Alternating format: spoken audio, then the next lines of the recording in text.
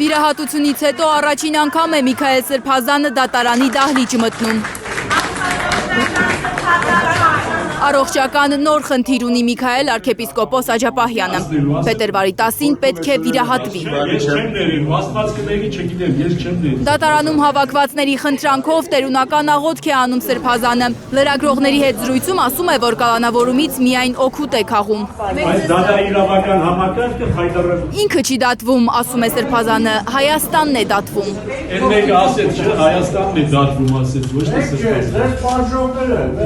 Դատի ժամանակ փաստաբանները բացարկի միջնորդություն են ներկայացնում նիստը նախագահող դատավորին։ Միքայել Սրբազանի փաստաբանական թիմը պնդում է, որ վերաքննիչ դատարանի դատավոր Էդգար Մանասյանը դատախազներից մեկի հետ սերտ կապեր ունի և նրա խնջույքներից մեկին է մասնակցել։ Դատավորը չի հերքում այդ փաստը, սակայն մերժում է փաստաբանների ներկայացրած բացարկի միջնորդությունը։